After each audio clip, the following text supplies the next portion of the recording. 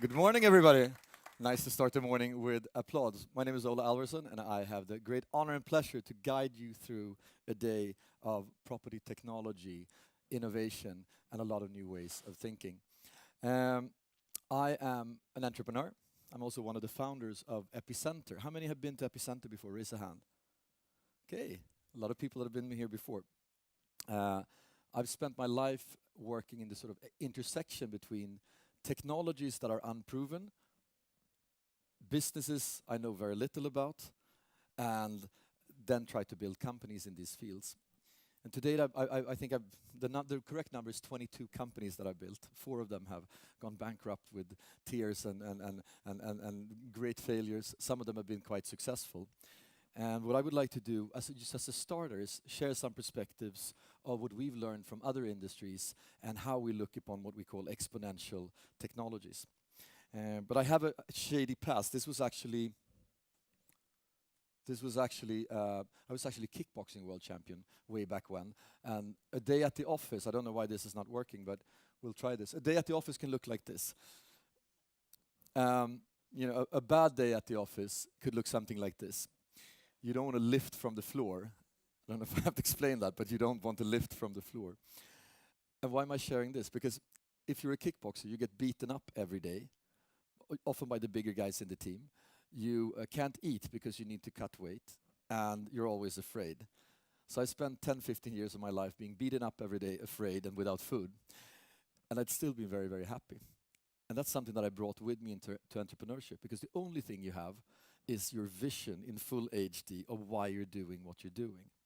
And a lot of the companies that you're going to meet here, some of the younger companies, they have a super strong vision and not so much else in their balance sheet yet, but they're destined to change and impact the industry we're working in.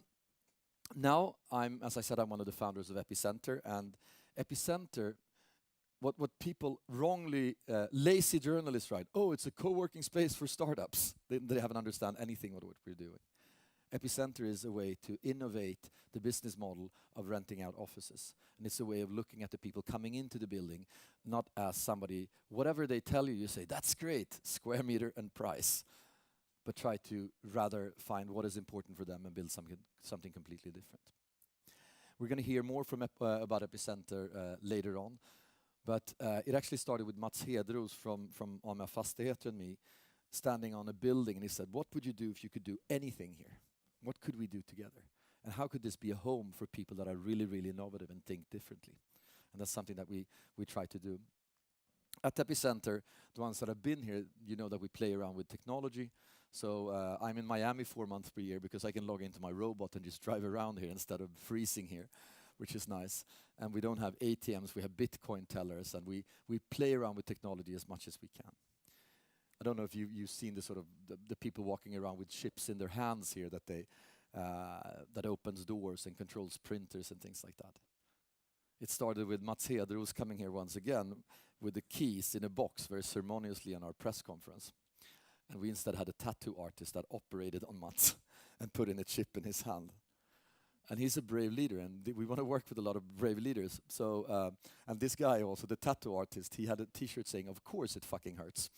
And that's how it started off. Somebody filmed it, it got on YouTube, and now 14 million people have seen our office opening in Stockholm on YouTube. It's kind of crazy because a lot of them thought that this was the end of the world, because in the Bible it says, the devil marks his minion, and then Malmskillnadsgatan had a bad reputation. On the street of whores. It can't be a coincidence. They're ending the world. We need to go to Stockholm and demonstrate. So the first week we had people from all over coming demonstrating, flying into Stockholm. Don't end of the world us and whatever. And some of them were quite aggressive. So we had police support one day. So it's never been fun to work with. It's never been more fun to work with exponential technologies. I've been doing it for 25 years. And it's never been more important either, because there's so many things that are happening in society that I think technology will impact for worse or for better. A basic thing we're going to speak a lot about is what we call exponential technologies and exponential development. And I don't how many of you are familiar with the concept of exponential technologies? Raise a hand. Some of you. So what it says is that technologies, there's certain of them that are very important, that get twice as smart at half the cost every year. So if you buy a computer next year, the processor is twice as smart at half the cost.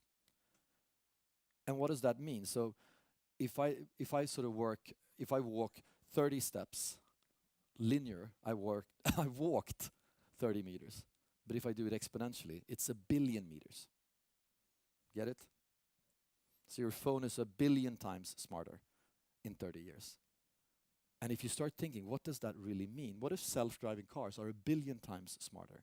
What if AI is 1 billion times smarter? What if big data is 1 billion times more important? What happens to my industry? And you start realizing that a lot of what you think about the future, which is linear, it's not going to be very accurate. And if you build companies based on these things, they look quite differently. But just one example.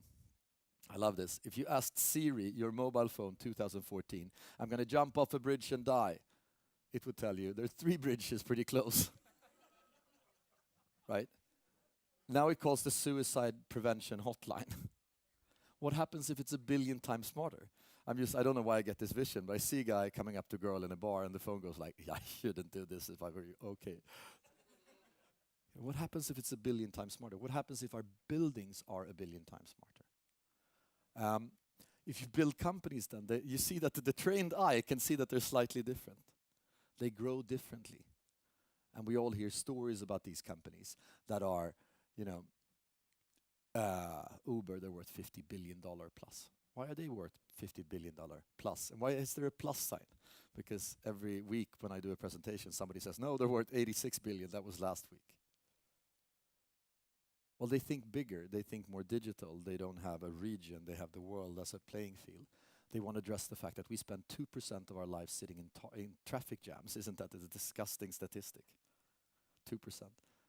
And that 15% of our cities are covered with cars, where we could build buildings or other things. And they're working completely differently. And so are many of these other unicorn companies, as you know, 5-year-old companies worth more than $1 billion. This is a slide that ends 2015. It continues exponentially, but I have it because I wanted to show you some of the companies that were unicorns here. They're called Spotify and they're called Airbnb. And the interesting thing with the slide is maybe it's a bubble, maybe it's a lot of new companies worth a lot of money, but if these companies change their industry dramatically, what do you think that these companies will do 5 years from now? And that's a really interesting take on it. And more of them are property technology companies. They started in media and advertising technology, and then it was fintech and the financial industry. And now everybody believes that the real estate industry will be the new Klondike, with connected cities, connected buildings, and completely different ways of building value. What makes these companies different then? Well, they can answer what Google calls the 10x question. If you want to be 10% better, you can just work overtime or whip your team or whatever you do. But if you want to be 10 times better, you need to start thinking completely different and start from the beginning. And Google, which is an interesting company, we're going to meet them later today, they got so provoked by it, so the founders split up into Google X, only working with 10 times better things. And then they said, well, what should Google become then? Well, if Google would become 10 times better, no, let's make it a lot better. Let's create Alphabet. They changed the name to Alphabet, and they say that Google is only letter G. And then they have as ambitious plan for every other letter in the alphabet. Could you imagine the size of that vision? And there's probably R there somewhere for real estate as well, right? They're going to come here and share some of their thoughts. This is the ugliest slide you'll see today, but it's very important. How many of you have seen the disruption curve? Raise a hand. Okay, so what it basically says, these are the worst guys in an industry, the best guys. It's a traditional industry, it grows linear. These guys make bad cameras, these guys make good cameras. You with me? And then something new comes. What? You can have a camera in your mobile phone. What does the industry do? They always say, no, it's not a real camera. Now you can advertise on YouTube. No, Procter & Gamble would never be there. It's not a real TV. And then they usually ignore it because their models for looking at things and what's relevant is not geared to look at so small things. They're only 2, 4, 8, 16, 32. They're super small, right? And then they grow exponentially. YouTube have 1.3 billion users. perfectly data-driven, and the TV industry is in shock. And it's very, very difficult. So what do you do if you understand this intellectually? Do you sell everything and become a drone company because there's not going to be delivery services? Or what do you do with this? And that's something that we're also going to try to explore. What models for innovation and how can you work? And we here together with Stronghold have created a property technology lab where we try to find out how we can work with disruptive new models and do things. And that's also one of the reasons why we're here today, to try to co-create together and try to build ways of working together so that we can strengthen the region and be a lot more innovative. So it's an industrial revolution, it's exponential, and every industry becomes a platform for innovation. Every spot in the value chain will be changed by people trying to innovate with new business models. Like for instance, Epicenter is a new business model. Somebody said there will be 26,000 co-working spaces opened the next 3 years. WeWorks is worth $20 billion, which is absolutely insane, right? But there's also co-living models, and there's completely different ways of operating. And these technologies, big data, is that the new oil? We're going to deep dive into big data, because many people think that the real estate industry of the future will be operated based on the data.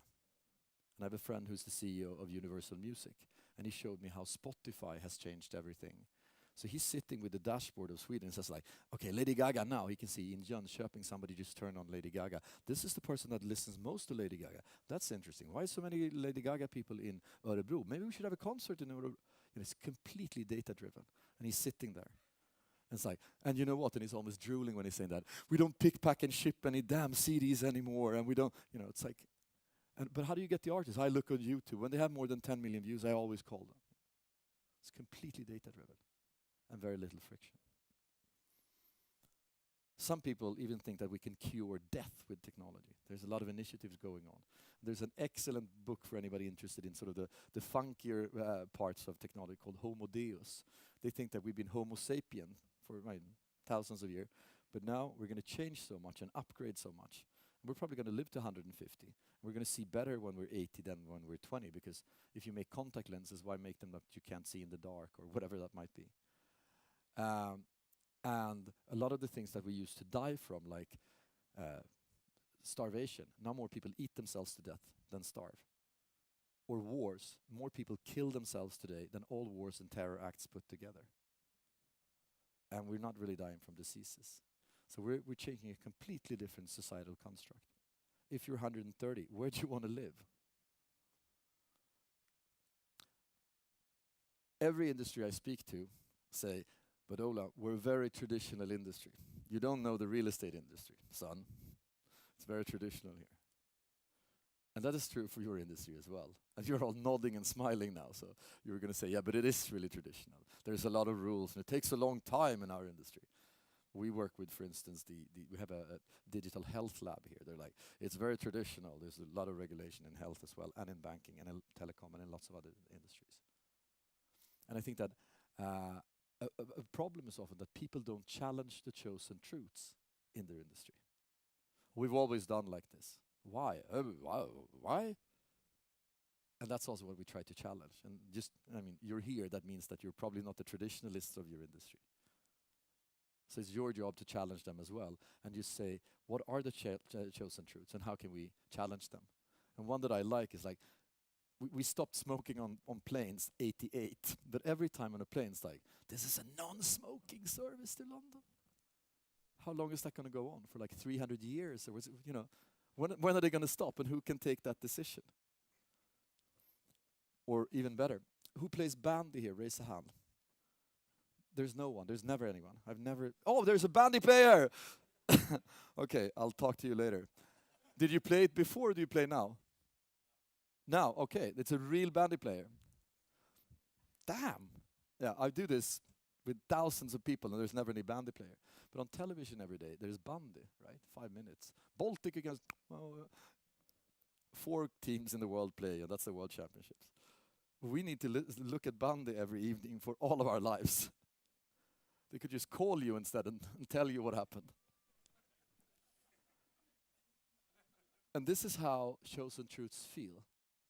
Yeah, it's banned on television, right? But there's never Counter-Strike on television, which is like the world's largest sport, and the Swedish champs, ninjas in pajamas. This is from their, from dream hacking Globen. Ninjas in pajamas. What a ridiculous name. 3 kronor. That's great. So when you start choosing these, challenging Chosen Truths, asking why and why not, interesting things happen in the organization and with your customers and with others. And that's sort of a way of thinking we would like to promote. And also, coming back to one of the most important things, entrepreneurship. How can we be more innovative together, entrepreneurial? And supposedly I love this picture, this kid, they asked him, how would you scale your venture? And the guy goes like, I suppose I'll find a bigger road. It's just like, and sometimes with all our processes and structures and KPIs and all the other things that are meant to help us, they are the things that, makes us less entrepreneurial. So what we're going to do today, first sessions, is we've invited some brilliant speakers, and we're also going to go out in the world and find them where they are, and they're going to share international perspectives of some of the most interesting and mind-boggling and strange things that are happening in property technology and technology per se. Then we're going to meet some of the sort of people building companies or running large organizations that are facing these challenges from different perspectives.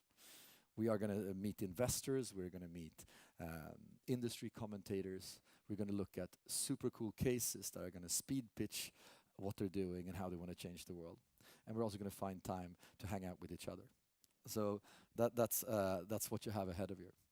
And during lunch, we're also going to play around with technology so you can touch and feel and try to sort of see if we can create a virtuous triangle between technology, mindset, and potentially new business models and innovation. And before leaving the stage to one of my favorite speakers, I'd just like to sort of bring you in what it feels like to be an entrepreneur, an intrapreneur, and take risk with things that are completely unproven and new waters.